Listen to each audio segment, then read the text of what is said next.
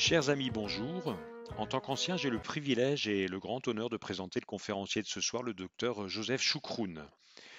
Joseph est un homme exceptionnel avec une énergie phénoménale et son activité sur le plan des publications, conférences nationales et internationales est tout simplement prodigieuse. Il a par exemple formé plus de 10 000 praticiens dans le monde sur le traitement de la douleur, sans oublier évidemment la technique du PRF dont il est l'inventeur et le promoteur. Nous l'avions invité pour un cours à l'IRCAD en 2017, que vous pourrez retrouver sur YouTube. Vous allez voir le lien tout de suite après, avec une formation sur les techniques justement du PRF et une chirurgie en direct de pose d'implants et de greffe osseuse avec le PRF qui avait été réalisée en direct à l'IRCAD, dont vous avez quelques images, par le docteur Anne-Claire Metz sur une crête particulièrement résorbée sur le secteur 40, avec utilisation d'une invention récente de Joseph, le sticky bone, avec ici des vis d'ostéo-intégration, des vis d'espacement plutôt, avec le comblement de l'espace et la mise en place d'une membrane PRF. Voilà, donc disponible aussi sur YouTube si vous le voulez. La période du Covid a été pour Joseph l'occasion d'une réflexion profonde sur les questions parfois sans réponse et à propos du métabolisme osseux, et en particulier quant à la réponse de l'os lors d'une chirurgie dentaire, qu'il s'agit d'une extraction, d'un lambeau ou d'une greffe osseuse. Et il est bien entendu que vous avez visualisé sa conférence avant de pouvoir poser des questions pertinentes. Je passe sans plus tarder la parole à notre présidente, le docteur Anne-Claire Metz, qui sera la régulateur de ce webinaire pour entamer les débats. Du coup, si vous voulez poser vos questions, c'est soit dans la fenêtre de dialogue et moi je les poserai à Joseph, soit vous pouvez prendre la parole si vous voulez pour que ce soit interactif. On a déjà récolté pas mal de questions en amont, donc que je vais poser, mais tout au long de la soirée, n'hésitez pas si vous avez des questions qui vous viennent ou si vous voulez en poser des complémentaires. Alors la première question porte sur le taux de LDL. En cas de LDL trop élevé, donc supérieur à 1,4 g par litre, que faire? Est-ce que on envoie le patient chez son généraliste pour mettre en place un traitement? Si oui, combien de temps est-ce qu'il faut attendre ensuite avant de faire une intervention plus sécurisée? Et faut-il refaire un dosage avant d'intervenir? Bien. Alors, le taux de LDL est régulièrement trouvé élevé chez les patients. Alors, il y a ceux qui sont traités et il y a ceux qui ne sont pas traités. Pour reprendre au vol la question, récemment, j'ai un spécialiste à Paris qui m'appelle en me disant j'ai fait un sinus avec des implants et j'ai perdu les implants. Alors j'ai dit à la patiente, ça arrive dans 1% des cas, ne vous inquiétez pas, je vais vous les reposer, ça va marcher. Et donc il repose les implants et le patient les perd à nouveau. Alors il dit, ça arrive une fois sur 1 million, donc n'ayez pas peur, on va les reposer, ça va marcher. Et il repose les implants une 3e fois. Et le patient perd à nouveau ses implants. Et là, il se rappelle, il se dit, ouh, mais il me semble avoir entendu Joseph dire que le cholestérol pose un problème. Donc, il pose la question au patient. Et le patient dit, oui, j'ai du cholestérol. Ah bon? Et donc, il revient vers moi en me disant, mais il est traité. Je lui dis, s'il est traité, c'est qu'il est mal traité. Et donc, je dis, mais je vais, moi, intervenir. Je vais appeler le patient, moi. Alors, j'appelle le patient et je lui dis, dites-moi, comment ça se passe, le traitement? Qu'est-ce que vous prenez? Ah, il me dit, mais je le prends pas parce que ça me donne des crampes. Donc, vous voyez que il faut constamment vérifier que c'est pas parce qu'il est entre guillemets traité qu'il suit bien son traitement. Et donc, voilà un patient qui a du cholestérol élevé et chaque fois que le praticien va essayer de poser des implants, il va les perdre. Parce que au-delà d'un certain taux, et c'est ce que j'ai dit dans la conférence, au-delà d'un certain taux, c'est 0% de succès. Ça marche jamais. Donc, quand on fait ce test et que le cholestérol est élevé, il y a une deuxième montagne à franchir, c'est le médecin traitant. On en parlait tout à l'heure. Tu me disais que j'ai une patiente qui avait à peu près 1,60 g et le médecin traitant lui a dit « Ah, mais c'est normal ». Et il a dit « C'est pas grave ». C'est pas grave, voilà. Alors, et le dentiste dit au patient « Il faut que votre médecin vous fasse baisser le cholestérol ». Et la réaction assez classique des médecins, il dit « Mais de quoi il se mêle, ce con ?» Bien sûr, hein. C'est typiquement la réaction des médecins, mais c'est de quoi ils se mêlent. Alors, il y a une technique beaucoup plus intelligente et beaucoup plus malicieuse pour régler le problème. Quand vous avez un patient qui a du cholestérol, la première chose que je vous dis, c'est que en général, ils sont déficitaires en vitamine D en même temps. Et que le simple fait de rétablir la vitamine D va faire baisser le cholestérol. Déjà. Donc, vous pouvez très bien dire, OK, vous avez du cholestérol, ce n'est pas bien pour les implants, mais vous êtes aussi déficitaire en vitamine D, on va vous donner de la vitamine D et on va vérifier si dans quelques semaines, votre taux de cholestérol s'est normalisé. Et souvent, le cholestérol se normalise simplement en donnant de la vitamine D. Maintenant, s'il ne se normalise pas, alors il faut appeler le médecin traitant en lui disant « Monsieur, cher confrère, j'ai un service à vous demander. » Ah bon, mais avec plaisir, cher confrère, puisque voilà comment il va réagir. Ben voilà, notre patient a du cholestérol, c'est pas très important, mais pour mes implants, c'est très important. Si je lui mets ces implants, il va les perdre. Donc je vous demande un service. Est-ce que vous pouvez baisser le cholestérol pendant seulement 3 mois? Et là, il va accepter, parce que on lui a demandé un service et on lui demande d'intervenir de manière transitoire sur le cholestérol.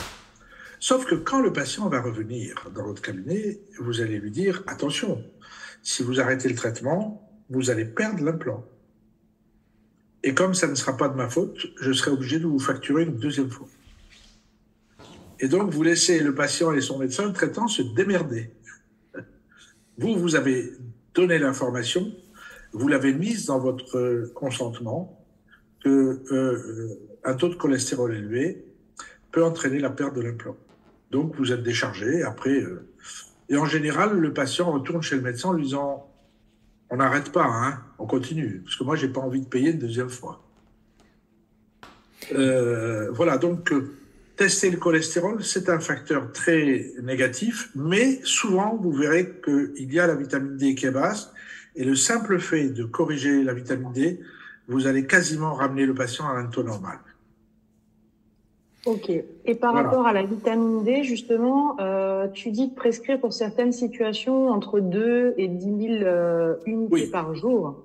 Ça aussi, ça fait beaucoup grincer les dents les médecins généralistes qui nous disent qu'on est inconscient, qu'il y a un risque de surdosage, que ça peut provoquer des hypercalcémies, des polyuries, anorexie, constipation musculaire, enfin bref, pouvant même aller jusqu'à la mort. Donc, qu'en est-il? Alors, c'est depuis des années l'obstacle qu'on rencontre. Il n'y a pas que les médecins, c'est les pharmaciens. Les pires, c'est les pharmaciens. Alors, il faut tout simplement revenir à la biologie. Le taux normal de vitamine D est entre 30 et 100 nanogrammes. 100. Jusqu'à 100, c'est considéré comme un taux normal. Au-delà de 100, oui, on peut avoir des complications, mais jusqu'à 100 nanogrammes, ce qui suppose donner plus de 10 000 unités jour pour monter au-dessus de 100 nanogrammes. Alors, il est évident qu'un patient qui vient vous voir avec 20 nanogrammes, la normale, c'est 30. Hein, le minimum, c'est 30. S'il vient vous voir et qu'il a 20, ben effectivement, on va lui donner 2000, 4000 unités jour. Maintenant, si c'est un fumeur diabétique et qui a 8 nanogrammes, les 10 000, je peux vous garantir qu'il en a besoin. Pour améliorer son taux de glycémie, parce que la vitamine D améliore le taux de glycémie. Ok. La vitamine D va aider à ce que le fumeur fabrique plus d'antioxydants. Et donc, je dis toujours, tout dépend du... C'est pour ça que je dis entre 2 et 10 000, ben, tout dépend du taux. Moi, j'ai régulièrement des gens qui viennent avec 4 nanogrammes. C'est une carence majeure.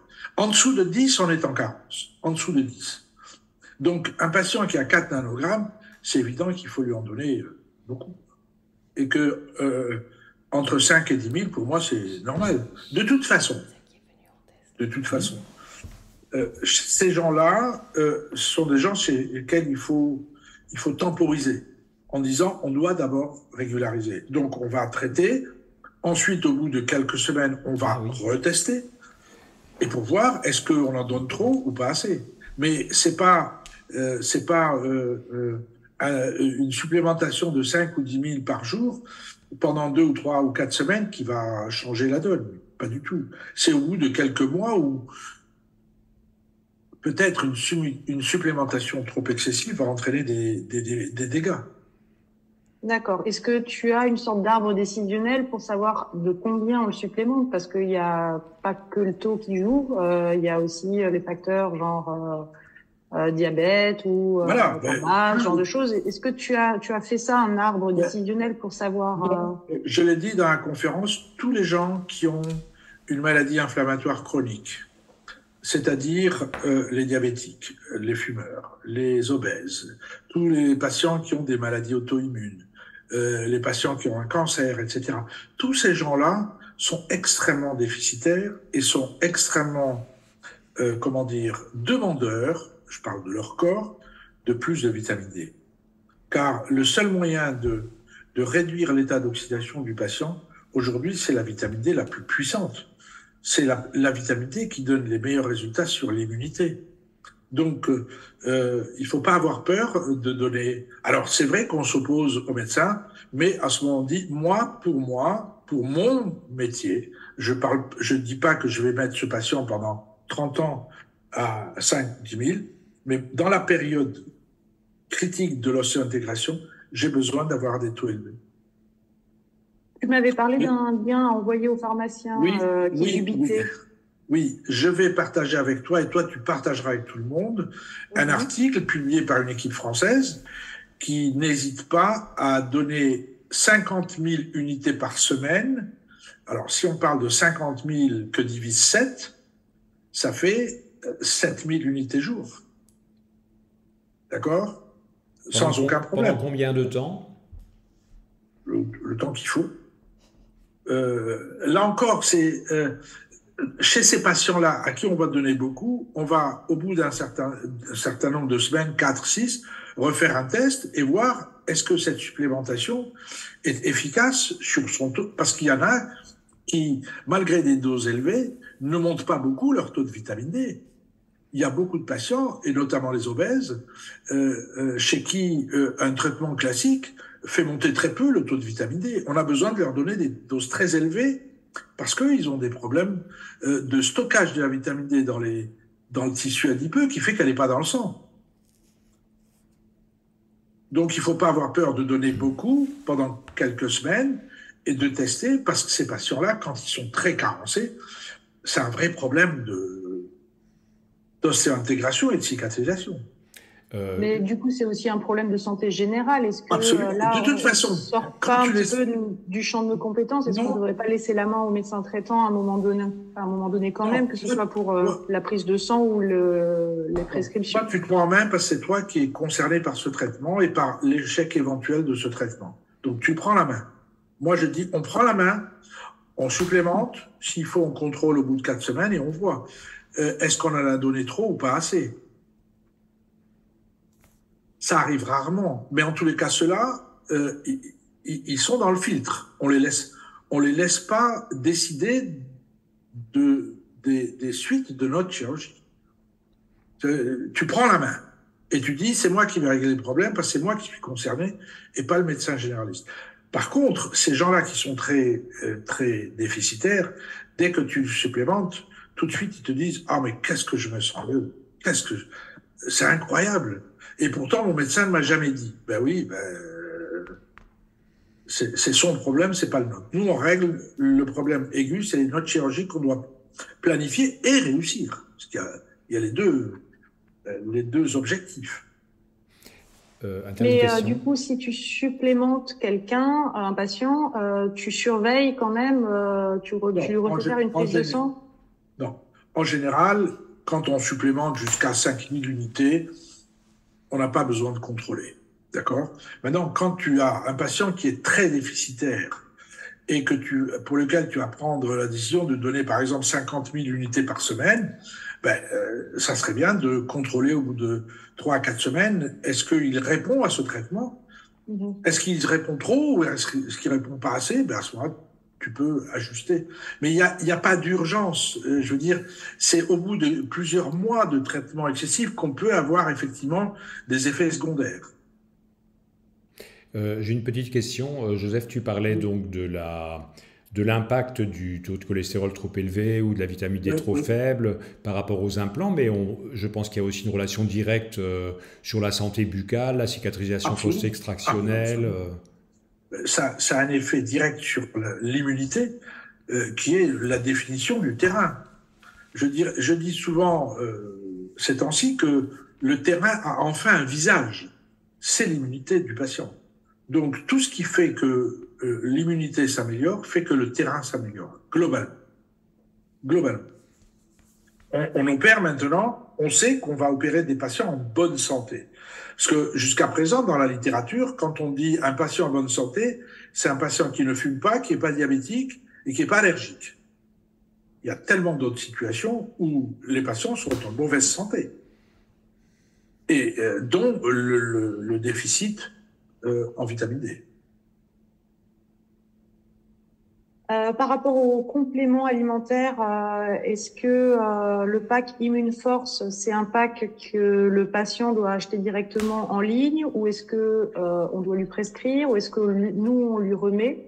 Voilà. Alors, comme je suis médecin, j'ai une vision assez spécifique de ma fonction. C'est-à-dire que quand je prescris, j'aime expliquer pourquoi je prescris. Et on a aujourd'hui des dizaines et des dizaines de patients qui ont suivi ce processus. C'est-à-dire le praticien dit, voilà, vous allez prendre, voilà une boîte dans laquelle il y a des suppléments qui vont vous aider à mieux vous sentir. Car on a besoin de vous améliorer pour avoir des suites satisfaisantes. Ça, c'est pour 2 mois. Pour moi, un traitement périopératoire, c'est 2 mois. On commence 2 semaines avant et puis ça dure 6 semaines après la chirurgie. Ça suffit pour que le patient cicatrise bien, fabrique bien de l'os au début. Maintenant, après, souvent, les patients disent « Ah, mais je me sens bien, je veux continuer, je veux pas arrêter. » À ce moment-là, sur la boîte, il y a un site internet, ils vont acheter. Mais la première prescription, personnellement, j'aime que ce soit le médecin qui accompagne le patient en expliquant un petit peu pourquoi il utilise ce protocole. C'est un protocole, c'est pas des médicaments. C'est tout ça. Et puis, la plupart des patients apprécient réellement l'amélioration qu'ils ressentent vraiment. À ce moment-là, il faut qu'on ait du coup des packs au cabinet et qu'on donne aussi à certains patients au départ. Les gens peuvent acheter en ligne, hein, ça c'est tout à fait possible, mais j'aime bien expliquer. Il faut expliquer aux patients le pourquoi du comment une fois. Après, quand ils ont par eux-mêmes constaté les bénéfices, libre à eux d'aller acheter le pack. On a aujourd'hui des dizaines de patients qui commandent tous les 2 mois un pack. Ou qui commandent pour 6 mois ou pour 1 an, parce qu'ils disent, moi maintenant c'est fini, je veux prendre ça tout le temps parce que je me sens bien, donc ils continuent. D'accord, et si les patients ont déjà l'habitude de prendre des compléments alimentaires et qu'on leur prescrit le pack, est-ce qu'ils doivent arrêter du coup les autres si c'est en redondance ou ça fait double emploi. Donc s'ils ont leurs suppléments et qu'ils sont suivis il y a aujourd'hui des médecins nutritionnistes qui leur prescrivent tout un tas de suppléments, Mais ceux-là, tu vas voir qu'ils ont des taux de cholestérol normaux, ils ont des taux de vitamine D à un bon niveau. Donc toi, dans ton bilan préopératoire, tu vois qu'ils sont bien pris en charge. Anne-Claire, Donc tu vois les questions? vous continuez. Il n'y a pas de... Il y a Philippe en fait qui nous dit qu'on ne trouve pas le produit Immuneforce parce qu'il est en rupture. C'est le succès. C'est le succès. On n'avait pas prévu, enfin, je n'avais pas prévu un tel succès. Le nouveau batch est en fabrication, mais c'est long à fabriquer. Et surtout, c'est que chaque fois qu'on veut lancer une fabrication, il faut avoir l'autorisation de la Direction générale des fraudes, tu sais, la DGCCRF, et nos chers fonctionnaires répondent quand ils veulent, quand ça les arrange. C'est-à-dire que même pour vendre des suppléments alimentaires, il nous faut l'accord de la DGCCRF, mais seulement leur accord, ils le donnent des fois au bout de 3 mois, 4 mois, 5 mois. Ils ne sont pas pressés, même si on est dans les cordes. C'est-à-dire on présente un produit qui est dans les cordes, mais il faut pour commercialiser un produit, il faut qu'on ait le feu vert de la direction des fraudes. Ouais, mais là, il est déjà commercialisé, l'Immuneforce. Même quand tu refabriques, tu recommences. Ah. Eh oui. Anne-Claire, tu vois les questions qui apparaissent dans la fenêtre de dialogue? Absolument. Oui, il y a une question de Maxime de la rue. Oui, donc Joseph, c'est par rapport... Ah bah tu la vois aussi en fait. Oui, je vois. Alors les ampoules, ça c'est Maxime. Il dit les ampoules UV-dose à 100 000 unités ne sont-elles pas plus indiquées pour favoriser l'observance? Alors, ça c'est une très bonne question. Pourquoi?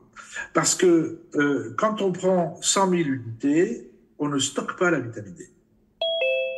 Et donc, on prend 100 000, le taux monte très haut, très vite, puisqu'il y en a 100 000, et sauf qu'il va redescendre aussi vite qu'il est monté. Donc, donner 100 000 ne donne pas la garantie d'avoir un taux linéaire. Et aujourd'hui, dans la littérature, il y a un consensus à 100%. La supplémentation c'est ce qu'on faisait il y a 10 ans. On donnait de l'UV-dose. Mais aujourd'hui, dans toutes les publications, c'est une supplémentation quotidienne, journalière. Donc voilà pourquoi l'UV-dose n'est plus à la mode, je dirais. Je ne dis pas que ça marche pas, mais sauf que vous n'avez pas un taux qui va être constant tout le temps. On a souvent des patients, d'ailleurs, quand on leur demande s'ils prennent de la vitamine D, dans le questionnaire médical, ils cochent la case, oui. Et quand on leur demande, ils disent, oui, je prends 1 ou 2 ampoules d'UV-dose par an en hiver. Voilà. Donc, ça ne sert à rien, en fait. Non, mais je veux dire, c'est efficace pendant un petit instant. Mais en fait, un patient qui est déficitaire doit prendre de la vitamine D toute l'année, sauf le mois d'août où il est à la plage, quoi. Et alors, là où il est suffisamment exposé au soleil. J'ai un médecin qui m'a dit l'autre jour que la prescription du dosage de vitamine D n'était plus pris en charge par la sécurité sociale dans les laboratoires d'analyse médicale, et c'est pour ça qu'ils avaient tendance à moins demander ce dosage de la vitamine D. Oui, mais alors, on peut pas, comment dire, calquer notre comportement sur la Sécu. Non. Moi, la Sécu n'a jamais été pour moi la référence. Pour moi, la référence, c'est j'ai besoin de savoir quel est l'état de mon patient. Donner de la vitamine D sans savoir comment est le patient, ça n'a pas de sens. Là encore, je vais vous raconter une histoire très singulière. Il y a deux semaines, je suis au Maroc à un congrès d'orthopédie où je parle d'immunité aussi et de PRF, entre autres. Et donc, au dîner le soir, il y a un chirurgien qui me dit, moi je demande à ma femme de prendre la vitamine D, elle veut pas. Ah bon? Et je dis à la femme, mais pourquoi vous voulez pas prendre la vitamine D? Il me dit, il me donne de la vitamine D comme ça, moi je ne lui fais pas confiance. Et je dis au praticien, tu comprends pourquoi je te demande de tester? Parce qu'il faut une preuve pour le patient. Donner de la vitamine D, les patients, ils disent, ouais, il me donne de la vitamine D, bon, c'est bon, j'en ai pris pendant 3 semaines, c'est bon. Pas du tout. Le patient à qui tu as prouvé qu'il est déficitaire, voire carencé, c'est la preuve qu'il n'est pas en bonne santé. Et donc là, il va complètement coller à ce que tu vas lui dire. Si tu lui donnes de la vitamine D, au bout de 3 semaines, il arrête, spontanément. Parce que, bon, ouais, c'est bon, je vais bien, j'ai bien cicatrisé, tout va bien. Non, non. Le papier du laboratoire est pour nous une arme terrible parce que ça nous permet de dire aux patients, vous voyez comment votre santé est déficitaire, vous devez prendre de la vitamine D toute l'année. Moi, je vais dire pour rigoler, souvent avec des patients, quand ils viennent avec un taux très bas, je leur dis, vous savez que vous allez mourir la semaine prochaine. Les patients, ils disent, oui, avec un taux de vitamine D comme ça, vous allez mourir la semaine prochaine. Rigolant. Mais il faut les percuter, entre guillemets, pour qu'ils comprennent que c'est pas de la rigolade. Et qu'ils en ont besoin pour leur santé. Pas seulement pour notre chirurgie, mais pour leur santé en général. Juste une dernière remarque. Il y a actuellement dans la littérature, tous les mois, au moins 500 articles publiés sur la vitamine D. 500, tous les mois. Pour dire l'intérêt scientifique que l'on rencontre dans le monde entier et que tous les services du monde explorent la vitamine D à tous les niveaux. Et donc, ça veut dire que c'est un problème réellement de santé publique. Je dirais, voilà un problème de santé publique, la vitamine D. Les Suédois, ils ont réglé le problème, ils en foutent partout dans la nourriture et du coup, ils n'ont pas de problème, quoi. Une question là par rapport à la vitamine D toujours. Est-ce qu'un taux de 26 microgrammes par litre de vitamine D est un bon taux? Alors, il me semblait que toi, tu disais que ce serait entre 30 et 100. Voilà. Alors, 30, c'est le minimum. 26, je dirais, c'est pas mal. D'accord? Sauf que si je lui donne 2000 unités par jour, il va peut-être monter à 40. Et moi, je préfère un taux à 40 qu'un taux à 26. Pourquoi? Parce que plus la vitamine D, il faut comprendre ça, plus la vitamine D est élevée et plus l'immunité est puissante. Donc, pourquoi pas? Ça ne veut pas dire que... mais je dirais que 26 nanogrammes, c'est pas mal, mais c'est quand même en dessous. En dessous du minimum. Alors attention, parce que toi, tu parles de nanogrammes, et là, la question de Philippe, c'était des microgrammes. Alors là, il y a aussi une nuance. Non, c'est pas des... Non. Alors, il y a deux types de taux. Ouais. Il y a des dosages exprimés en nanogrammes et des dosages exprimés en nanomoles. Alors, il faut savoir souvent que le praticien fait une erreur parce qu'il regarde le vitamine D, il voit le chiffre, il voit par exemple 50, il dit « Oh, super, le patient, il a un super taux », sauf qu'il n'a pas vu qu'à côté, il y avait écrit nanomole. Or, le taux minimum de nanomole, c'est 75. Donc, quand vous voyez un taux élevé, pensez à regarder si c'est des nanogrammes ou des nanomoles. Bien, parfait, merci. Oui. Une question de Julia.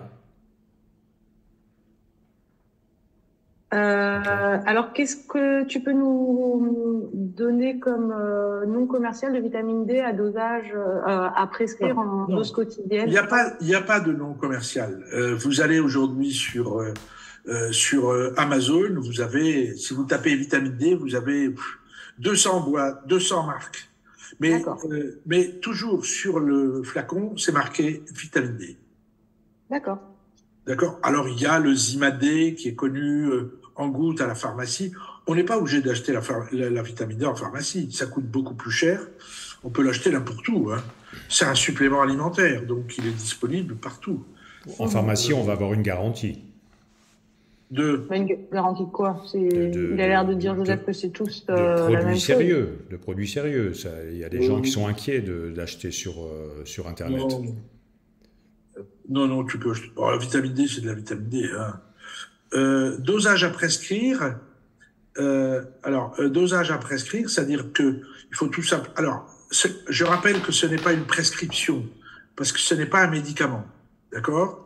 Mais comme je vous disais, pour moi, le minimum, c'est 2000 unités jour. Alors, on peut dire aux gens, achetez des boîtes avec des gélules à 2000 unités, et vous en prenez 2 pendant 10 jours, et puis vous revenez à 1 après le 10e jour, puisque vous aurez monté votre taux, puis après, un taux d'entretien, c'est 2000.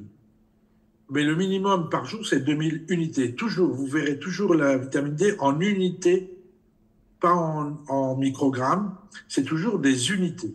Donc, vous aurez des gélules à 2000 unités, des gélules à 5000, des gélules à 10 000 éventuellement, mais c'est toujours des unités internationales. Alors, qui c'est? Philippe, tu es carencé. Oui, parce qu'il dit que il a 26 microgrammes et 65 nanomoles. Ah, ben voilà, 65 nanomoles. Eh ben, je suis à 26 microgrammes.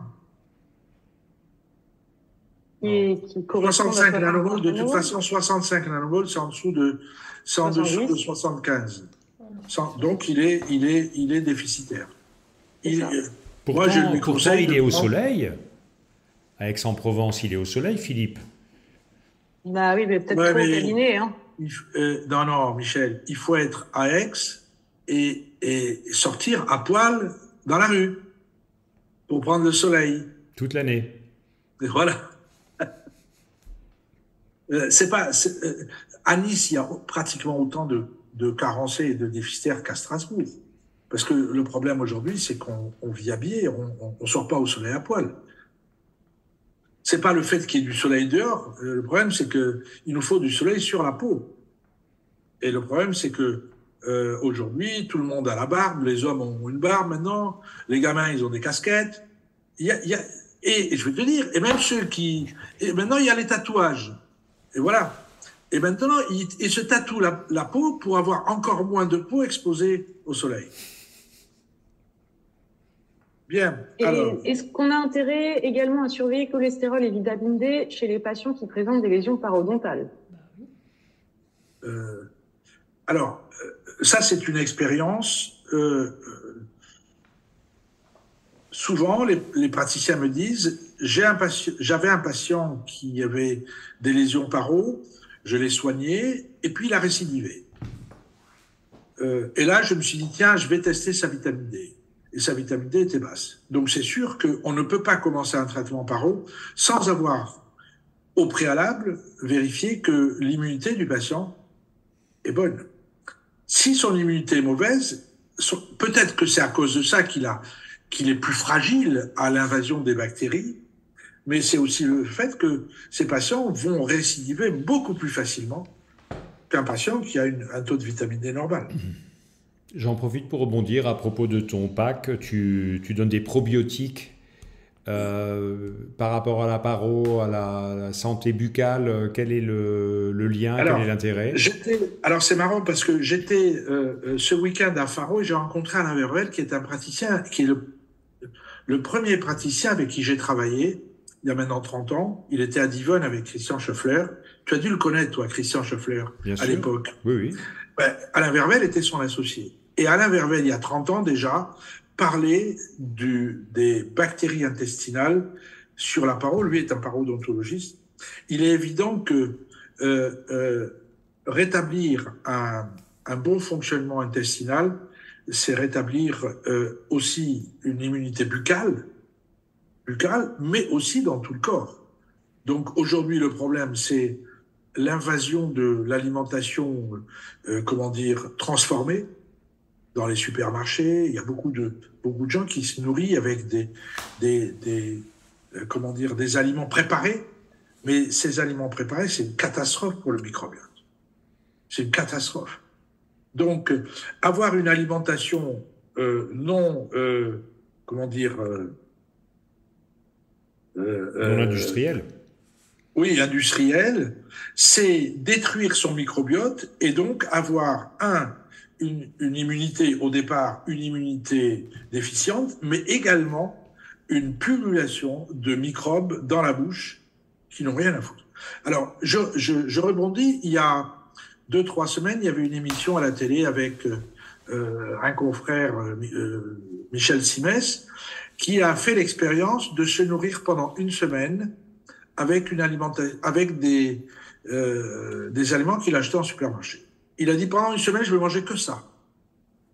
Et ils ont analysé ces matières fécales pendant toute la semaine, jour après jour. Sont apparues des bactéries qu'il n'avait pas une semaine avant. Totalement. Des bactéries nouvelles qui ont envahi son intestin, et il y a des bactéries qui étaient au début de son alimentation qui avaient disparu. Donc, une semaine seulement d'alimentation industrielle et vous bousillez l'intestin d'une manière incroyable.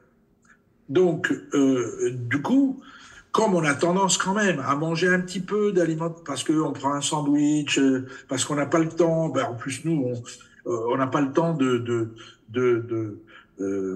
se faire préparer un repas à la maison, eh ben nous aussi, on est malheureusement confrontés à ce problème, c'est-à-dire que ben on va prendre un sandwich à l'épicerie du coin, mais la plupart c'est fabriqué industriellement. Donc il faut compenser. Et nos patients, malheureusement, utilisent beaucoup cette alimentation industrielle. Et donc il faut les rétablir. Récemment, d'ailleurs, on a découvert que le cerveau fonctionne différemment en fonction des bactéries qu'on a dans l'intestin. Parce que les bactéries de l'intestin et le cerveau communiquent. Ils discutent, ils se racontent des histoires, et, ils passent le temps. Ils sont là, donc il faut bien qu'ils passent. Non, mais vraiment, hein, l'intestin, c'est quelque chose de très important. Et donc, concevoir une supplémentation immunitaire ne peut pas ne pas intégrer des probiotiques. C'est obligé. Ok, voilà. Très bien. Est-ce que tu peux repréciser le rapport entre immunité et allergie? Alors, immunité et allergie. Alors, l'allergie, c'est d'abord un dysfonctionnement du système immunitaire.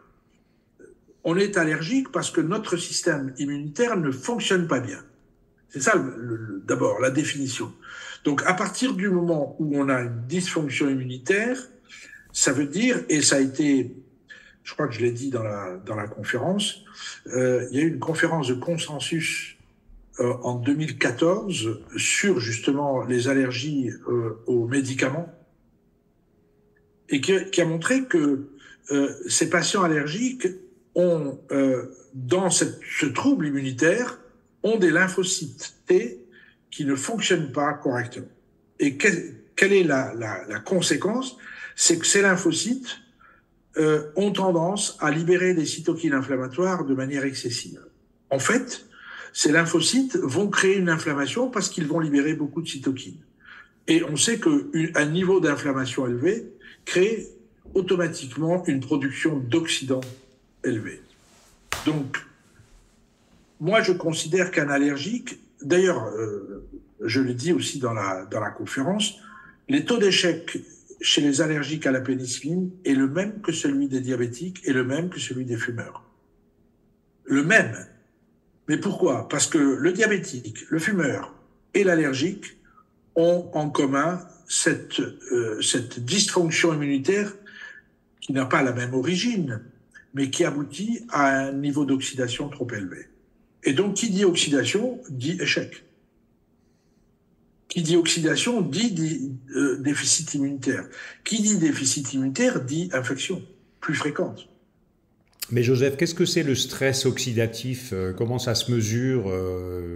Est-ce qu'il y a des normes biologiques qui sont des marqueurs? J'avais essayé pendant le Covid, justement, j'étais en contact avec plusieurs universités dans le monde pour essayer de caractériser ce stress oxydatif, puisque la salive est un excellent élément pour traduire le stress oxydatif du patient.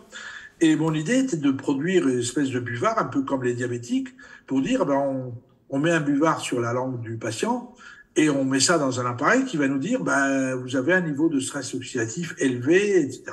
Je n'ai pas réussi à embarquer avec moi les universités dans cette recherche, parce que pour moi, c'est fondamental. Tu vois un patient, tu sais pas comment il est, tu dis, écoutez, allez, on mesure si vous avez un stress oxydatif élevé, parce que dans votre salive, il y a beaucoup d'oxydants, tu vois. Alors, ça veut dire que vous êtes un patient à risque. Pour l'instant, je n'ai pas réussi, mais tu me connais, tu sais comment je suis acharné. Je finirai par y arriver, parce que je crois aujourd'hui que le meilleur moyen qu'on puisse donner à un praticien d'évaluer son patient, c'est d'avoir son niveau de stress oxydatif. Quand il est élevé, c'est un patient qui réagit mal, qui cicatrise mal, qui fait rien normal. Donc pour l'instant, c'est plutôt une intuition qu'on a, quoi, en tant que thérapeute. C'est pour ça, oui, mais pour moi, le cholestérol et la vitamine D sont des marqueurs. Un patient qui n'a pas assez de vitamine D, il n'a pas la possibilité de fabriquer assez d'antioxydants. Et donc, il a un excès d'oxydants obligatoire, automatique. Le cholestérol, c'est pareil. Le LDL, c'est un oxydant. Un patient qui a trop de cholestérol, c'est un patient qui a trop d'oxydants. D'ailleurs, c'est pour ça que le cholestérol, ça n'entraîne pas que des problèmes d'intégration. Ça bouche les artères, ça fait des tas de dégâts. Mais tout ça, ce n'est que le résultat de l'oxydation générée par le cholestérol. Donc, c'est pour ça que je dis, on a deux marqueurs sanguins faciles à accéder, faciles à trouver, c'est le cholestérol, et donc il faut les tester. Ça nous donne en tous les cas une idée du niveau du patient. Pour en revenir à l'allergie, en cas d'allergie à la pénicilline, est-ce qu'il faut systématiser de l'azithromycine? Alors, je vais te dire. Parlons d'azithromycine. C'est pas l'azithromycine. L'azithromycine, s'il faut prescrire un produit, autant prescrire l'azithro. Mais j'ai beaucoup de praticiens qui sont revenus en me disant « Ouais, tu sais, j'avais un patient allergique et je lui ai donné de l'azithromycine et il s'est quand même infecté. » Oui, ou il était aussi allergique à l'azithromycine. Non. Il a donné de l'azithro, ça n'a pas marché. Mais je lui ai dit « Mais est-ce que tu as testé ton patient en vitamine D ?» Il m'a dit non.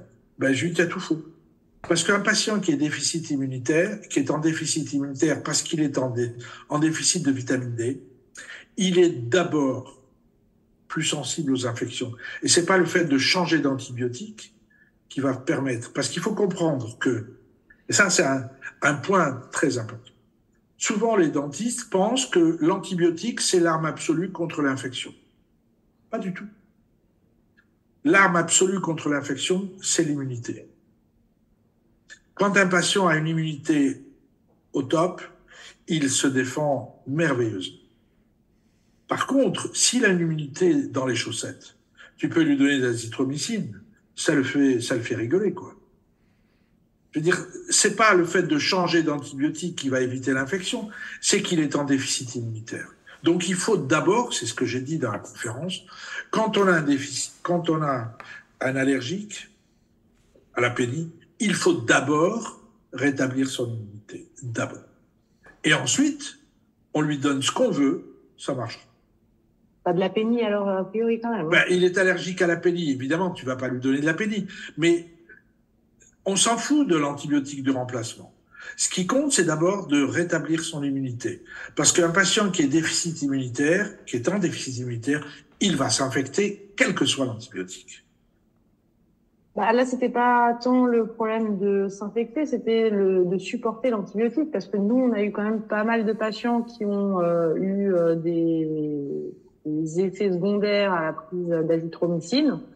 Donc la question se repose. Comme tous les effets secondaires à l'amoxicilline, il y en a aussi beaucoup. Hein. Alors, c'est la raison pour laquelle j'ai un peu modifié le protocole. Avant, je donnais 4 comprimés la veille. Maintenant, je donne 2 comprimés la veille et 2 comprimés le matin, pour essayer de réduire un petit peu cette dose importante, même si ces 4 comprimés, c'est pas une dose massive, mais ça peut provoquer plus facilement de la diarrhée qu'en donnant 2 comprimés la veille et 2 comprimés le matin avant l'intervention. Alors, mais du coup, comme moi je rebondis tout le temps, je me dis, mais est-ce qu'on a vraiment besoin de leur donner de l'azithromycine? Et du coup, là, actuellement, on travaille sur des patients à qui on ne donne que de l'azithromycine locale, uniquement, en poudre, dans le site. Et oui, ça règle le problème des effets secondaires de l'azithromycine Péros. Oui, mais là, c'est one shot, alors. Hein? C'est one shot. Oui, c'est au moment de la chirurgie, avant de fermer, on met de l'azithromycine. L'effet, alors, il faut comprendre que l'azithromycine locale, que je vous recommande vive. Quel est le mécanisme de l'action de l'azithromycine? L'azithromycine se concentre dans les tissus quand on la donne Péros. L'azithromycine, quand on fait, c'est des articles qui ont été publiés il y a 40 ans déjà. Ça fait très longtemps. Personne n'en a tenu compte. Moi non plus, mais je l'ai découvert quand je suis retourné étudier. Quand on donne de l'azithromycine, elle se retrouve dans les fibroblastes de la gencive, dans les leucocytes de la gencive, à des concentrations 100 à 200 fois supérieures au sang. C'est énorme. Ça veut dire que la cible de l'azithromycine, c'est la gencive. Donc, c'est pour ça que j'ai commencé à en mettre localement. C'est ce que je me dis. À ce moment-là, si la cible, pourquoi on n'en met pas dans le site chirurgical? Mais aujourd'hui, je me pose la question, est-ce qu'on est obligé de donner un antibiotique? Si on fait une supplémentation immunitaire, peut-être que l'azithromycine locale suffira. Rendez-vous dans quelques mois. Mais en tous les cas, il y a des praticiens qui me suivent, je dirais, qui croient en moi. Tu sais, c'est comme Jésus. Tu sais, Jésus, quand il arrive au bord du lac, il dit à ses apôtres, croyez en moi et suivez-moi. Mais moi, je dis pareil à mes confrères, je leur dis, croyez en moi et faites ce que je vous dis. Et il y en a qui m'écoutent. Alors, quelle posologie? Non, c'est Pascal. Local, c'est un peu de poudre. Tu saupoudres un petit peu la plaie, c'est tout. Non, Pascal Stroh disait que ça faisait plus de 20 ans qu'il prescrivait de l'azithro. C'est bien Pascal, hein? Oui. Et qu'il n'avait jamais eu particulièrement de retour négatif de la part de ses patients. Donc, je demandais à quelle posologie il le prescrivait, en fait. Ah, pardon. Ah ben, c'est lui qui va nous dire quelle posologie il utilise. Pascal, tu peux réactiver ton micro si tu veux. En bas à gauche de l'écran, tu as activé le vous son. m'entendez? Oui. Oui. Ouais. Ah ben, je prescris selon les conseils d'un certain docteur Choukroun que j'ai rencontré il y a 23 ans, à Divonne. À Divonne aussi, oui. L'histoire a commencé à Divonne. Oui. J'étais là-bas. C'était mon premier cours d'implantologie. Et je prescris 2 le premier jour, le jour de l'intervention, et ensuite 1. D'accord. Tu en donnes 5 en tout. Ouais. D'accord. Alors, en fait... C'est un médicament qu'ils prennent rapidement, mais qui sont protégés longtemps. Alors, juste pour amener un petit peu de lumière, la cinétique, ce qu'on appelle la pharmacocinétique, c'est comment un médicament rentre et comment il sort. Quand on donne une dose, quelle qu'elle soit, d'azithromycine, elle va agir pendant une semaine. C'est-à-dire, elle va être dans le site pendant une semaine. D'où l'idée, au départ, de la monodose préopératoire. C'est-à-dire 4 comprimés. Aujourd'hui, en pharmacie, d'ailleurs, si vous allez en pharmacie, vous avez le Zithromax classique et le Zithromax qui s'appelle monodose. C'est 4 comprimés.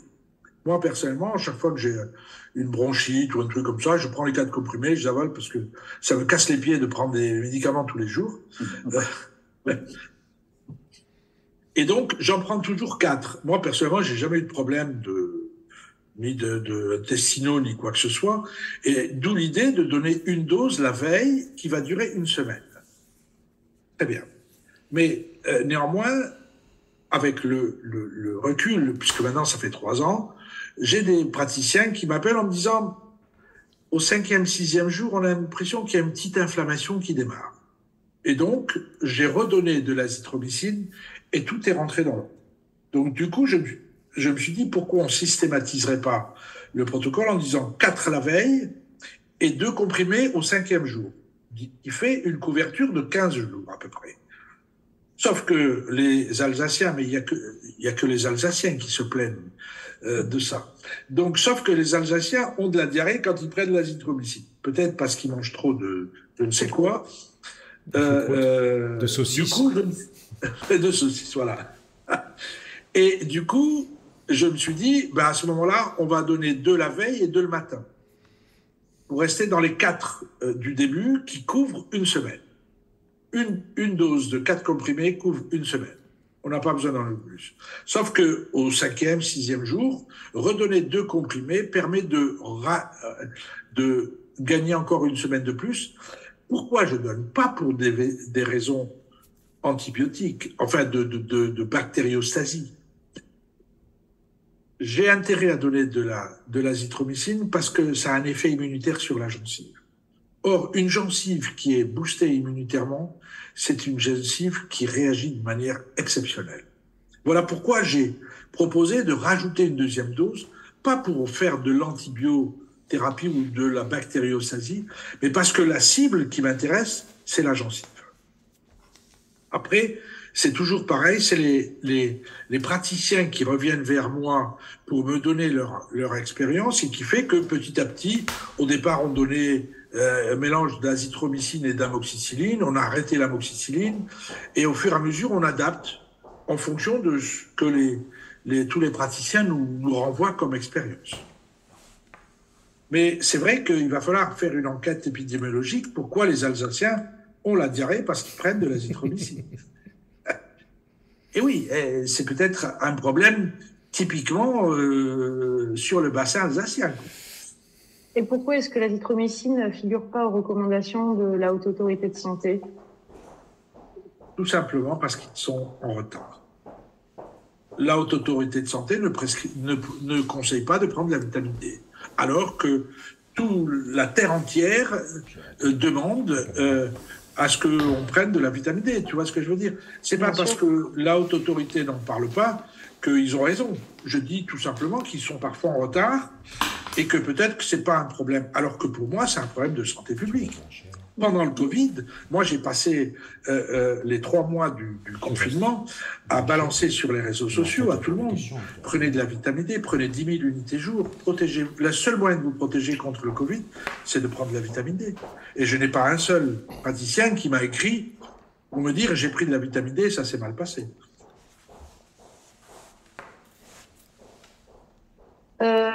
Est-ce que tu...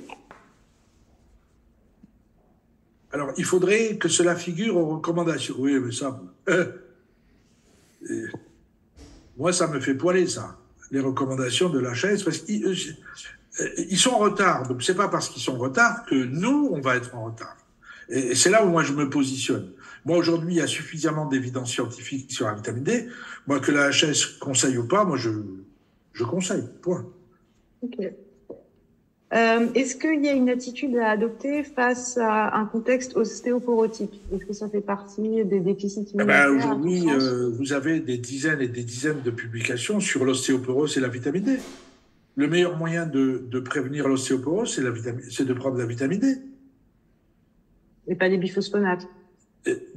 Exactement. Non, mais c'est ça le problème, c'est que on a une ostéoporose qui est due à un défaut de vitamine D. Alors on leur donne des biphosphonates, mais donnons-leur de la vitamine D. Sur Medline, tu as, je sais pas combien de publications sur l'ostéoporose et la prévention de l'ostéoporose par la vitamine D, simplement, sans avoir recours aux biphosphonates. Et quand tu as un patient, excuse-moi, je saute sur l'occasion. Les patients qui sont sous biphosphonates. C'était ma question. Voilà, les patients qui sont sous biphosphonate. D'abord, je voudrais faire, une clarification. On dit que les biphosphonates donnent des ostéonécroses. C'est faux. C'est faux. Pourquoi les patients font une ostéonécrose au niveau de la gencive et pas au niveau du pied? C'est une question intéressante. Pourquoi les patients font des ostéonécroses dans la bouche et pas dans le pied? C'est parce qu'il y a une intervention dentaire. Voilà ce que je voulais te faire dire. Ils ont eu une extraction. D'accord? La littérature dit 90% des ostéonécroses surviennent après extraction. Mais pourquoi? Parce que ces patients ont un déficit muqueux. Ces patients ne peuvent pas fermer la gencive quand tu as fait ton extraction. Ils sont en déficit d'un facteur qui s'appelle le KGF, qui est un facteur de kératinisation, et qui est le facteur qui va fermer la gencive quand tu fais ton extraction. La plupart des extractions, on extrait, puis on laisse faire, et puis l'alvéole se ferme. L'alvéole se ferme parce que nous avons un facteur dans notre organisme qui provoque la fermeture de l'alvéole. Sauf que les patients qui prennent des glyphosphonates n'arrivent plus à fermer leur alvéole. Et comme ils ne ferment plus leur alvéole après l'extraction, cet os, qui a un métabolisme différent sous glyphosphonate, va se retrouver exposé à des bactéries pendant des semaines et des semaines. Et c'est ça qui va déclencher l'ostéonécrose. C'est une infection de l'os fragilisé par les biphosphonates. Récemment, quand je dis récemment, c'est il y a seulement quelques mois seulement, dans la revue Bone, qui est la revue de référence de l'os, dans la littérature médicale, il y a une revue qui est la référence pour l'os, elle s'appelle Bone, os. Une étude publiée par une équipe, je ne me rappelle plus de quel pays, qui ont analysé plus de 200 patients sous biphosphonate oraux et IV. Oraux et IV. Et ils ont traité ces patients avec ou sans PRF. C'est intéressant. Et qu'ont-ils constaté? 84% de réduction des taux d'ostéonécrose, c'est les patients chez qui on avait mis un PRF dans l'alvéole. À quoi sert le PRF? À une seule chose, à fermer la gencive. Et si tu fermes ta gencive, tu feras jamais d'ostéonécrose. C'est ça, ce que je veux dire par là, que du coup, le message, c'est vous avez un patient sous biphosphonate, je dirais à la limite, on s'en fout. Quand on enlève la dent, la seule chose qu'on a, la seule mission que l'on a, c'est de fermer sa gencive. Pas avec des points, c'est de mettre du PRF pour que la gencive cicatrise vite. Et quand on ferme la gencive, ben, l'os n'est pas exposé aux bactéries et il ne nécrose jamais. Ils ont réussi à éviter des ostéonécroses même chez des patients qui prenaient des biphosphonates intraveineux. C'est intéressant. Ouais, très intéressant. Et du coup, c'est dans le même sens que pour un biotype fin, il va falloir faire attention ou mettre en place une membrane ou ce que tu expliques aussi dans la conférence. Ceux qui ont suivi cette conférence, je pense, ont compris mon message. La gencive est responsable de tous les ennuis, tous. La résorption, la périimplantite, tout. C'est la gencive. Pourquoi? Parce que la gencive, quand elle est en bonne santé, ça veut dire qu'elle est épaisse et bien kératinisée. D'accord? C'est ça une gencive en bonne santé. Cette gencive en bonne santé n'est pas pénétrée par les bactéries.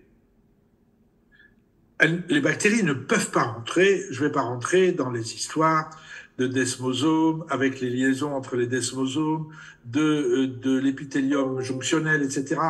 Je ne vais pas vous apprendre ce qui est votre métier.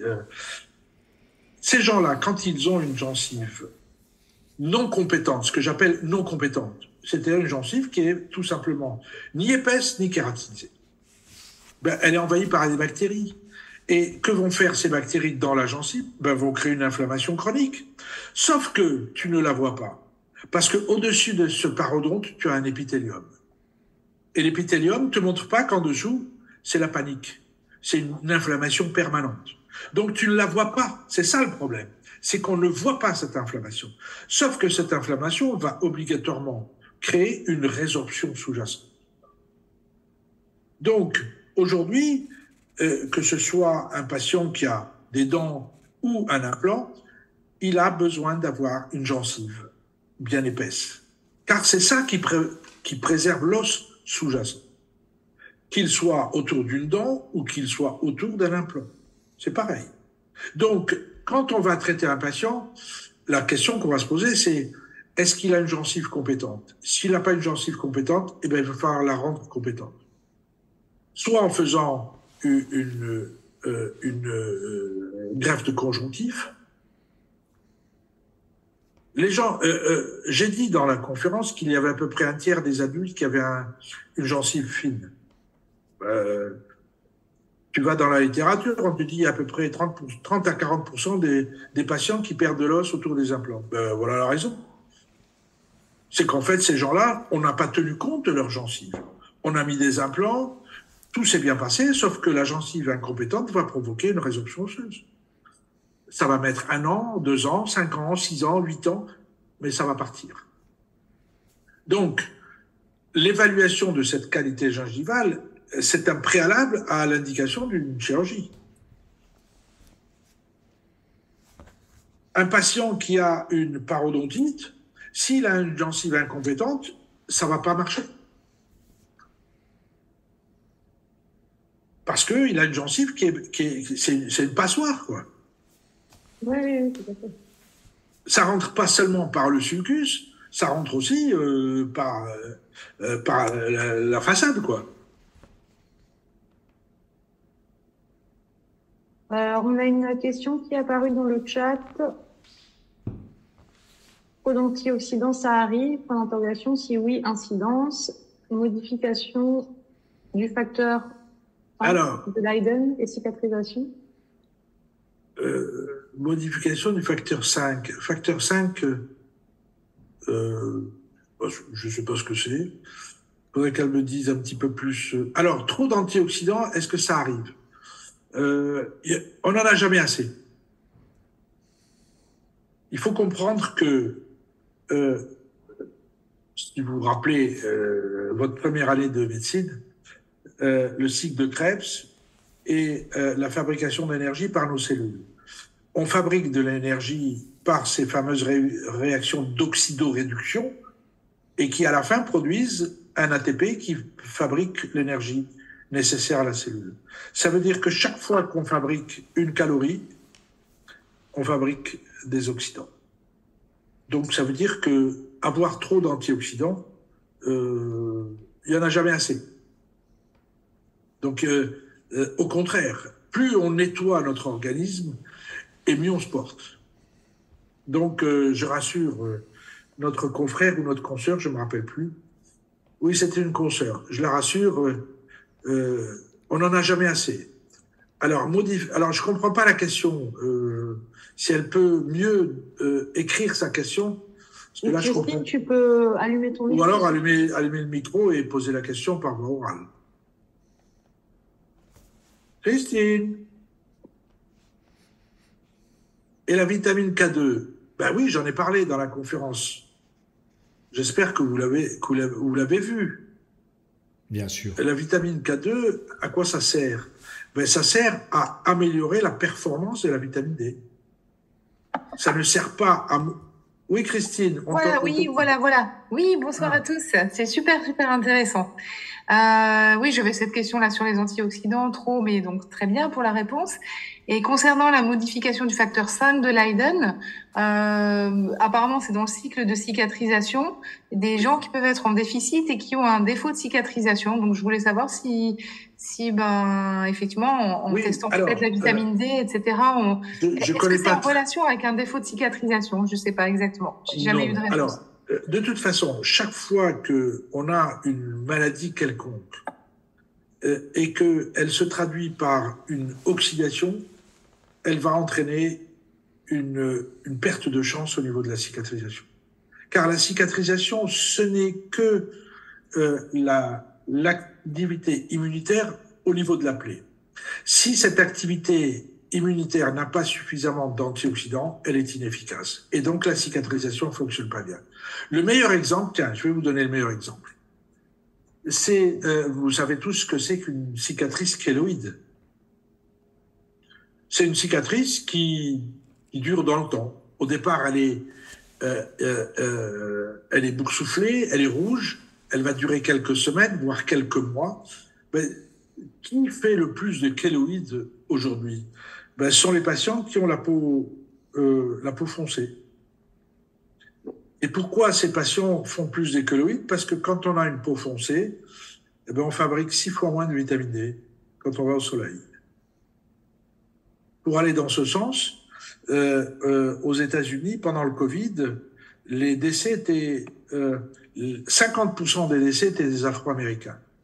50% des gens qui mouraient du Covid étaient des Afro-Américains.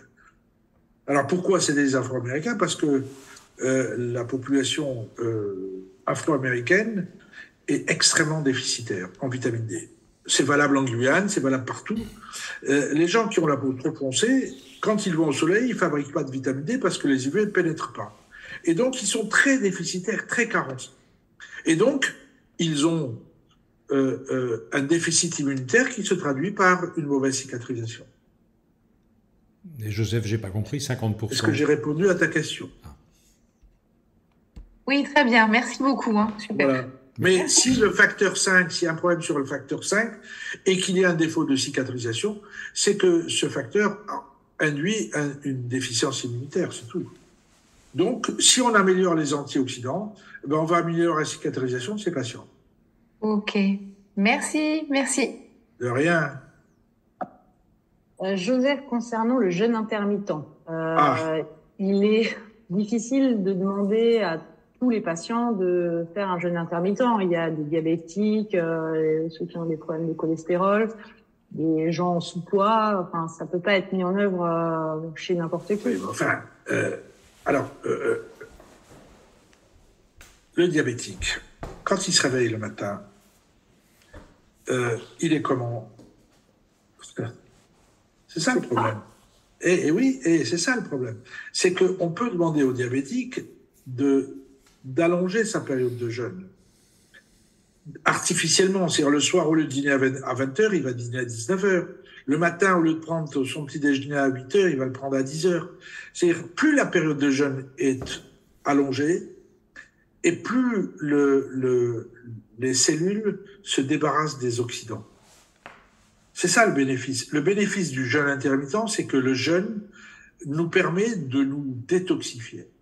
Et l'élément majeur de la détoxification, c'est l'élimination des oxydants. C'est ce qu'a montré Uzumi quand il a fait sa première publication, et c'est pour laquelle il a eu le prix Nobel, c'est qu'il a montré que les cellules qui étaient à jeun emprisonnaient dans des vésicules tous ces éléments toxiques, et après les vésicules étaient expulsées de la cellule.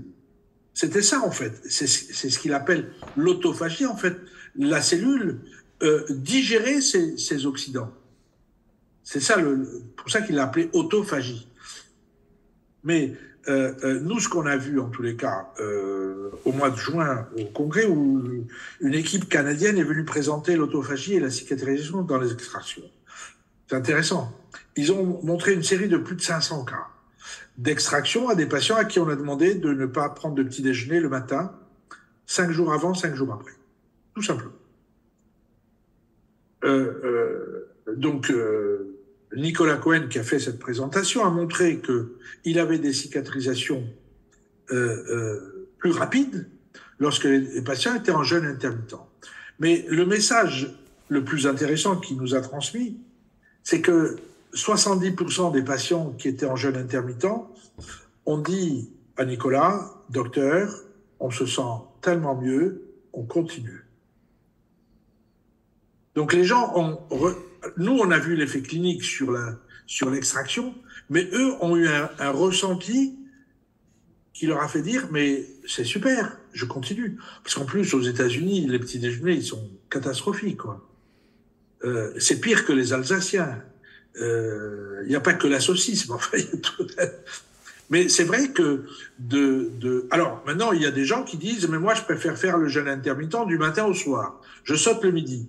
Faites comme vous voulez, mais jeûnez 2/3 du temps. Laissez le temps à l'organisme de se débarrasser de toutes ces toxines. Mais Joseph, les diététiciens disent qu'il faut justement pas manger trop le soir. Eh bien, tu manges pas trop le soir et tu manges pas du tout le matin. Et tu fais des économies. Oui, mais à midi, j'ai pas le temps de manger. Bah c'est bien, c'est ce qu'il dit, alors qu'il ne mange pas à midi. Eh bien, ne mange pas à midi, mange le matin. Le matin, j'ai pas faim. Bon, enfin, toujours est-il que je pense que l'idée était de dire, en fait, aujourd'hui, on mange trop. C'est pour ça qu'il y a de plus en plus d'obèses. C'est qu'en fait, nous avons une alimentation qui est supérieure à nos besoins. Et donc, cette alimentation supérieure à nos besoins crée des problèmes. C'est aussi une réflexion sur notre mode d'alimentation. on considère qu'il faut faire 3 repas par jour, etc., etc. Récemment, j'étais à Manchester, en Angleterre. Et donc, je parle de jeûne intermittent. C'est la panique dans la salle. Parce qu'ils disent, ils m'ont dit, vous imaginez, vous êtes en train de tuer la civilisation anglaise, le British breakfast. Et j'ai dit oui, je suis désolé, il faut arrêter de manger les saucisses le matin. C'est tout, quoi. Ce qui fait le bonheur de toutes ces rencontres que je fais un peu partout, parce que je rencontre des tas de gens différents et qui ont des modes de vie différents. Mais je leur dis, faites ce que vous voulez. Si vous voulez continuer à prendre votre petit déjeuner matin, faites-le. Alors sautez le midi. Et le soir, prenez un repas très, très léger et vous serez quasiment en jeûne intermittent, quoi. Une remarque de Julia Janus. On mange trop de sucre. Oui, il n'y a pas que tout. Mais le sucre, c'est très mauvais pour la santé, non? Ben oui. On mange que ça. Le matin, on mange du sucre. À midi, on prend le dessert. Le soir, on prend le dessert. On mange trop de sucre. Mais la réflexion de dire, est-ce qu'on va rester arc-bouté sur le jeûne intermittent? Pas du tout. C'est juste une réflexion pour dire, on mange trop. Il faut qu'on réduise. Alors, s'il faut que on jeûne le matin, on n'a qu'à jeûner pour réduire l'apport calorique. Maintenant, si les gens vous disent, le matin, je prends une demi-biscotte et le soir, je prends un bouillon, tout va bien, quoi. Tu vois ce que je veux dire? C'est juste revenir à une alimentation plus raisonnable. On mange trop. Et en plus, on mange trop de saloperies, quoi. En plus. Alain Souchon le dit depuis longtemps. Oui, absolument. Bon, alors une autre question qui n'a rien à voir, c'est par rapport aux matériaux porcins que tu décris comme ne provoquant pas de réaction immunitaire. Oui. Est-ce que tu as des études là-dessus? Oui, il y a quelques études qui sont sorties.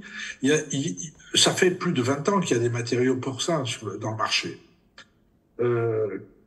Alors, le matériau humain est le meilleur en termes immunitaires. Il n'y a pas photo. Sauf que le problème du matériau humain, c'est qu'il a un cycle de résorption qui est trop rapide. Et qui fait que la résorption est trop rapide par rapport à la fabrication d'os nouveaux et qui fait que ce gap fait qu'on perd du volume. Mais il y a aussi le fait que l'os humain, et on n'a toujours pas d'explication, parfois on a une greffe, un sinus, tu fais un sinus, et puis 4 ans après, tu as tout toute la greffe qui a fondu. Donc le problème aujourd'hui, c'est que on a acquis la certitude, je dirais, presque, qu'il fallait mettre plus de matériaux lentement résorbables. Comme le bios, par exemple. Oui. Sauf que le bios, c'est de la vache. Et tu le sais très bien, comme le yaourt, comme le fromage, comme tout ce qui vient de la vache, c'est dégueulasse. Je ne suis pas assez compétent pour savoir si le bios en particules... Les diététiciens vous diront, tu veux du fromage, prends de la brebis. Tu veux du lait, prends du lait de brebis, parce que il est beaucoup moins immuno-stimulant que venant de la vache. Et le problème de l'os venant de la vache, c'est qu'il est très inflammatoire. C'est tout. C'est-à-dire qu'il va induire une inflammation de très longue durée et qui fait que cette inflammation va créer une fibrose, voire un rejet. D'ailleurs, ceux qui utilisent beaucoup de bios disent « moi, je n'utilise jamais dans les alvéoles, parce que ça cicatrise pas bien ». Je ne sais pas si toi, tu as eu l'expérience, le bovin dans l'alvéole, c'est une catastrophe. Parce que dans l'alvéole, on a besoin de quelque chose qui cicatrise vite, par rapport à un os humain qui, lui, cicatrise très vite. Si on parle d'une alvéole, a priori, il y a des parois et on a besoin de rien du tout. On a besoin d'un caillot sanguin. Nous, par exemple, quand on fait des extractions, pour peu qu'il n'y ait pas de reconstruction à faire, on ne met pas de matériaux. Oui, mais des fois, quand tu as une perte d'une paroi, tu as besoin de reconstruire. Ah oui, si on a perdu une paroi, c'est différent. Là, l'utilisation de bovin n'est pas du tout conseillée. Du coup, pourquoi est-ce que le porcin est intéressant? Parce qu'il a cette capacité à se résorber lentement, mais qu'il offre quasiment les mêmes caractéristiques immunitaires que l'os humain. Donc voilà pourquoi aujourd'hui, une grande partie des praticiens s'orientent vers ce type de matériaux. Oui, on a besoin de matériaux lentement résorbables. Mais le bovin, c'est pas la bonne solution. Alors le porcin est la solution qui va permettre de concilier les deux, une immunité, ou du moins une réaction au corps étranger faible, et une résorption de longue durée qui va permettre d'avoir une stabilité à long terme. Mais Joseph, en tant que, justement, pour parler d'evidence-based, nous, on utilise le BIOS depuis 20 ans, plus de 20 ans, et je n'ai pas vraiment particulièrement remarqué que j'avais des réactions. Je vois plutôt des belles stabilités. Donc, moi, je serais, étant prudent, quand j'ai un produit qui marche, j'ai l'impression qu'il marche, ce produit.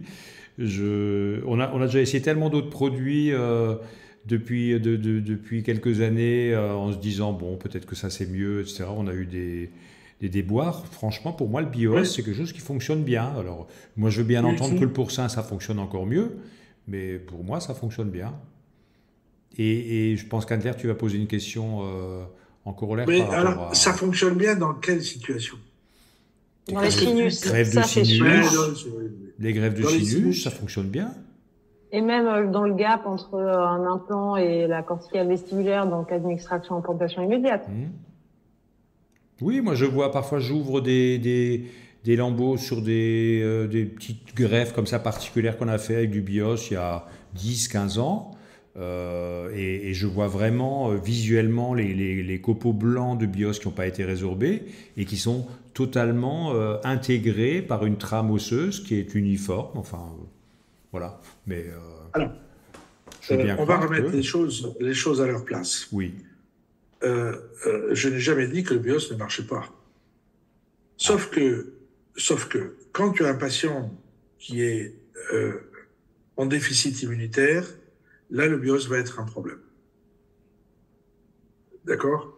Tous ceux qui ont abandonné le synthétique, c'est pareil. Le synthétique, c'est pareil. L'inflammation que donne un substitut synthétique est énorme. Ce qui fait qu'aujourd'hui, le synthétique, plus personne n'en parle parce que la réaction inflammatoire. Donc, plus le matériau est inflammatoire et plus il va rencontrer dans l'hôte. Alors, je prends un exemple. La quasi-totalité des infections de sinus se rencontrent avec du BIOS. Oui. Ça ne veut pas dire que c'est le BIOS qui C'est parce qu'on met beaucoup de BIOS dans les sinus. Non, c'est que quand il y a un déficit du patient, le BIOS ne t'aide pas. Quand tu vas mettre de l'humain, au contraire, il va t'aider. Le BIOS, c'est si tout va bien, ça va marcher, mais si la machine n'est pas réellement fonctionnelle, ça peut être un frein. Donc du coup, on conseille d'utiliser du porcin pour ne pas avoir à gérer en plus cette origine inflammatoire. C'est juste se débarrasser d'un ennui supplémentaire. Je dis pas que ça marche pas. Si c'est là depuis 20 ans, c'est que ça marche. Sauf que c'est une inflammation de plus à gérer par le patient. Donc, pourquoi ne pas passer à d'autres matériaux plus acceptables? Anne-Claire, une question pour ça? Non, tu penses à quoi? Pourquoi ne pas le proposer? Parce qu'on peut s'opposer à des réactions de patients pour des problèmes de religion, par exemple. Oui, effectivement. Il y a des problèmes d'acceptation par les patients. La religion juive et la religion musulmane interdisent le porc. Sauf que la seule interdiction, c'est d'en manger. Effectivement, un biomatériau porcin, c'est interdit d'en manger pour eux. Mais à partir du moment où il est utilisé comme un substitut pour un traitement médical, que ce soit les rabbins ou que ce soit les imams, moi, j'ai jamais rencontré un imam qui interdit. Ils n'interdisent pas. En disant, oula, c'est du porc, c'est du porc. Oui, attendez, je vous demande pas de le manger. L'interdiction, elle est alimentaire, elle n'est pas... D'ailleurs, c'est très simple. Aujourd'hui, par exemple, quand un patient a une déficience d'une valve cardiaque, il est automatiquement traité avec une valve porcine.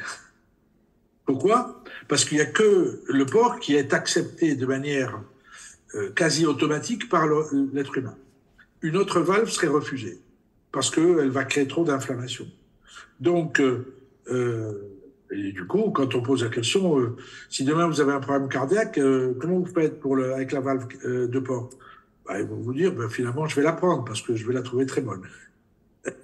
Pour la petite histoire, mon père, donc le grand-père d'Anne-Claire, qui était donc chirurgien dentiste, il y a une quarantaine d'années, avait fait une formation d'implantation de dents de porc. D'accord. Ouais. Ben, ça ressort là. Récemment, j'ai vu un biomatériau d'origine porcine, d'origine dentinaire, de la dentine porcine. C'est sorti il y a quelques semaines. C'est-à-dire, c'est un biomatériau, c'est de la dentine, mais au lieu d'être humaine, c'est-à-dire, il y a vous savez qu'il y a aujourd'hui des appareils qui permettent de broyer les dents qu'on extrait pour en fabriquer un biomatériau. Ça marche très très bien. Eh ben, il y a une boîte qui vient de sortir de la dentine porcine. Pascal a encore une question. Ah. Oui. Alors, dans la conférence, j'ai vu qu'il ne fallait pas mettre beaucoup de torque sur la corticale parce qu'on avait des cratérisations. Oui. C'est un implant. Oui. Mais ce que je ne comprends pas, c'est le rapport entre le moment de la chirurgie et une cratérisation beaucoup plus tard. Non, mais c'est-à-dire que quand tu as la cratérisation, en général, la cratérisation, elle est assez aiguë. Elle se passe quelques semaines, quelques mois. C'est pas. Alors, si c'est 6 ans après, c'est que ça a commencé par haut et puis que ça s'est descendu. Tu vois. Mais voilà, la cratérisation, c'est celle que tous les praticiens ont connue une fois dans leur vie, c'est-à-dire qu'ils ont posé un implant et un mois après, tout a disparu. Celle-là, c'est une pression sur la corticale qui est trop épaisse. Ok. Bon, alors Anne-Claire. En fin de conférence, tu parles de laisser la crête ouverte, de pas mettre de point de suture. Si, on met des points de suture. Mais lâche alors. Oui.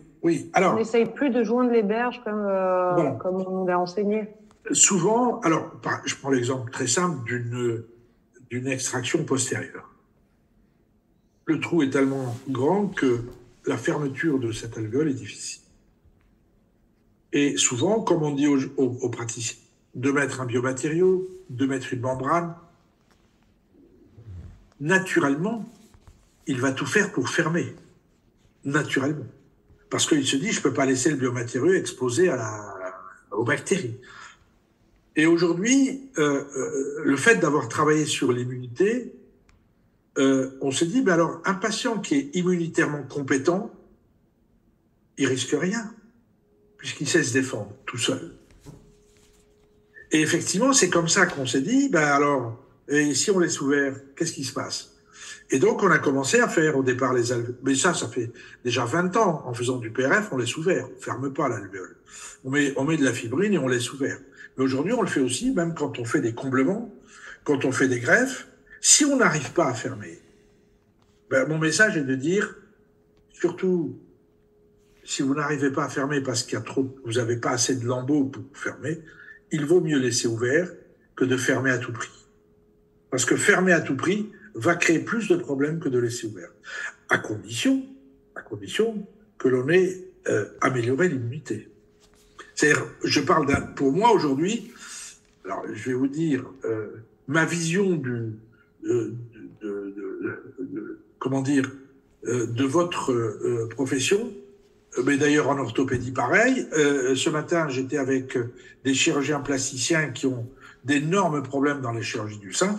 Je leur ai dit, mais arrêtez d'opérer des patients qui sont immunitairement incompétents. Donc, pour moi, aujourd'hui, je dirais une chirurgie, une supplémentation.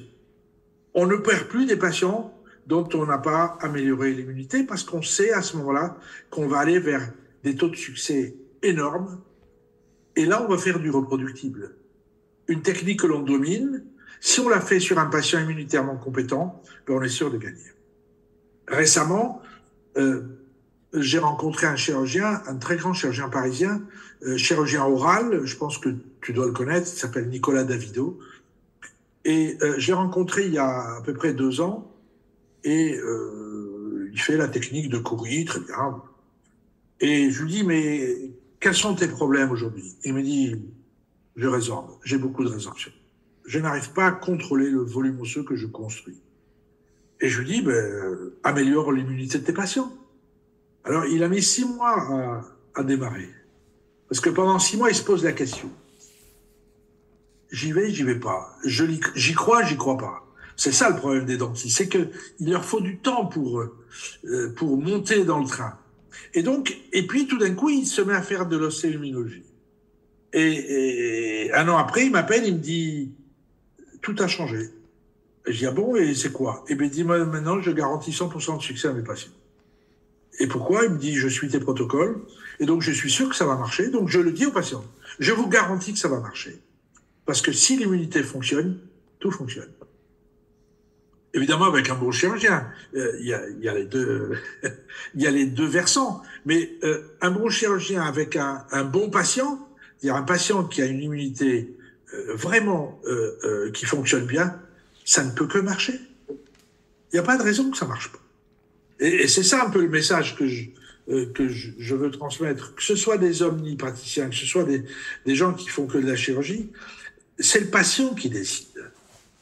C'est le patient qui décide du succès de notre chirurgie.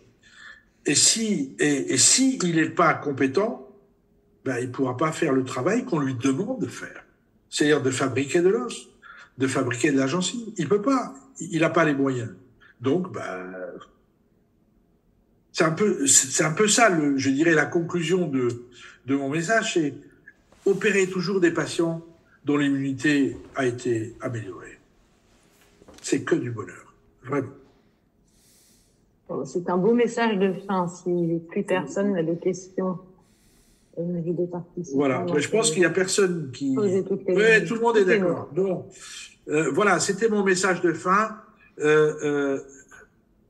C'est aussi un message, pas d'espoir, mais d'optimisme. On sait aujourd'hui que l'on peut traiter des patients avec un taux de succès extrêmement élevé. Et on a compris. Souvent, on a dit, le terrain, c'est quoi? Oui, mais... Non, maintenant, il n'y a plus de oui, mais. Maintenant, on sait, donc on y va. Et vous verrez que vous n'aurez que du bonheur parce que tous vos patients vont bien se porter, ils vont bien cicatriser, ils vont garder leurs implants ou leur traitement. Leur traitement par eau va être efficace. La vie est belle. Voilà, merci pour votre temps. Merci d'avoir participé à ce webinaire. À la fin de la vidéo, il y a mon email. Vous pouvez m'écrire et je vous répondrai avec plaisir.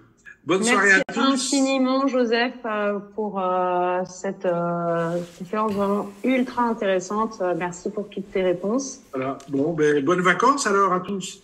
Anne-Terre, tu as encore une annonce à faire? Oui, pour terminer la soirée, juste une petite info pour la prochaine soirée du ski qui sera en fait le repas de fin d'année 2023 qui se déroulera le vendredi 21 janvier au Stork qui est rue du Marché au Vin à Strasbourg. On vous enverra comme d'habitude un mailing préalablement pour toutes les infos. Voilà. Et ce sera surtout l'occasion d'une soirée conviviale avec repas.